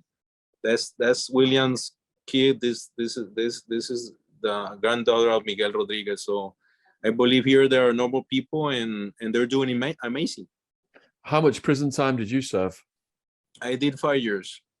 Was that in the U.S. federal system? A federal institution, yeah. Okay. And what year were you released? 2010. 2010. Okay. And what was it like coming out? Difficult, no? Adapting yourself to, I was lost in space, I say, because it's not only the 5 years that I was running, 5 years in prison. There were 4 more years running. They were more difficult than being in prison. We're talking about 9 years when you are totally, out there. I lost communicate, how you say that, with computers and all that. Technology. There's something very, very funny, no? When I got out in 2010, I got in a friend's car, no, a BMW, and the guy told me, "Hey, why don't you drive?" No, I got in the car, and my God, and where's the key? I'm saying, no, it's not that button. So I was lost in technology for a long time, because it was almost 10 years of being hiding and being in prison. It's not easy, but I believe like in 6 months you adapt yourselves to a normal life. But because at first, and the noise, a lot of people, that was like very stressful for me. But in the end, you adapt yourself, and unfortunately, I knew I had to adapt myself to my home, because in the end, I was the stranger now. My 2 kids and my wife been by themselves for 9 years. So unfortunately, she waited for me, and she gave the principles to my kids, and I'll never have, I don't believe, nothing to pay her, no, all she done for my 2 kids and for me. Oh, that's good to hear, man. So are you able to visit your father, or is that not allowed? I seen him like 3 times when I came out, but now for COVID is very difficult, a situation. At first was difficult too. And well, let's see what happened with this COVID thing, because federal prisons are still, by those restrictions. And your uncle, he'd served a lot of prison time. Was his death a surprise, Gilberto? No, he was sick. No, he was sick a long time, and in the end, was very sad. No, that he died in a prison cell. But in the end, that's the shoes that you make, in life. I always say that when you decide this type of life, you have glory and you have the boom, but then you have the fall, and in the end, you will end dead, or you die in a prison. So unfortunately, my uncle died there, and it's very sad. Does your dad have a release date? Yeah, he'll be out in, I believe, March of the 30 to 30. In 2030. 2030. 2030. So he's got 8 more years. No, 7 years to go. Oh, seven more years. And how does he pass the time in prison? Does he have a routine that he told you about? The only way you have to survive in prison, you have to do a routine. No, you have to do a lot of exercise, read, and that's the only way you can pass the days. No, and so he has a routine. He works a lot now, but now it's complicated with the COVID thing. They don't let him go out to the yard. It's hard. No, it's being in prison. It's not easy.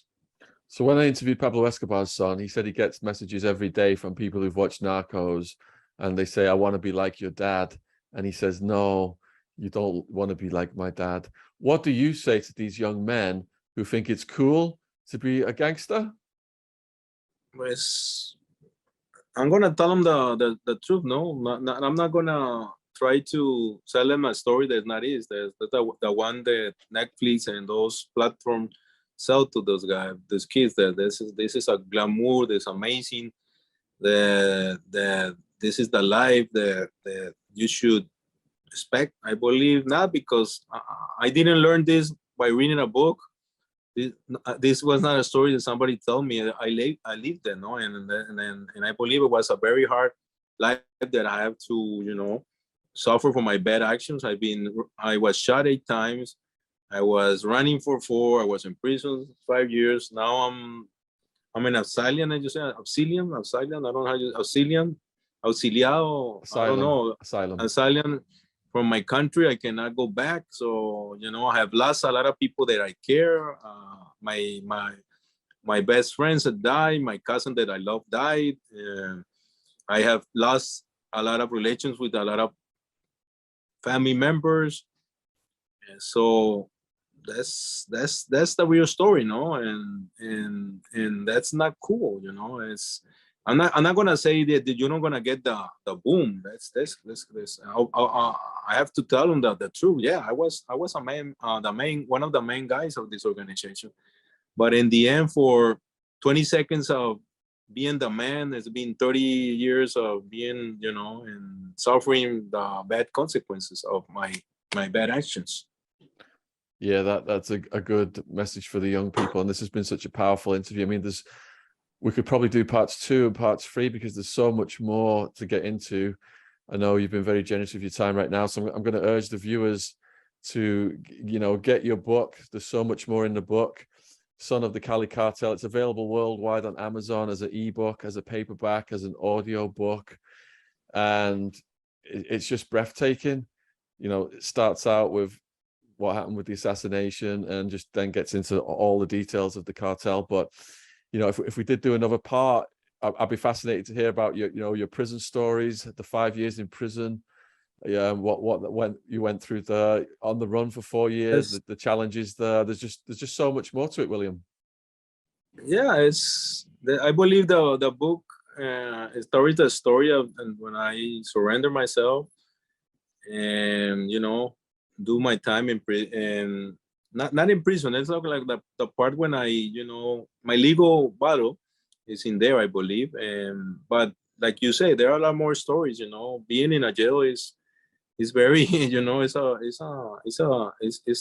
another adventure. So yeah, later on we can make another one and talk about that. Maybe talk about soccer, talk a lot of stuff that's missing. Can people contact you or follow you on social media? Yeah, my Instagram is William Rodríguez AB, and that's the main social media that I have, and I hope you follow me there and to see what I'm doing. So all those links will be in the description box, and a huge thank you to Reece Dry as well. He is managing William, and Reece's links will be in the description box. So if you want to organize something with William, if you want to interview William, or you want to do an event, whatever it is, go down in the description box and please contact Reece Dry. So thanks for watching this interview. Let us know in the comments what you thought. Really appreciate it. Take care wherever you are in the world. And huge thank you to William for being so generous with his time. Cheers. Thank you.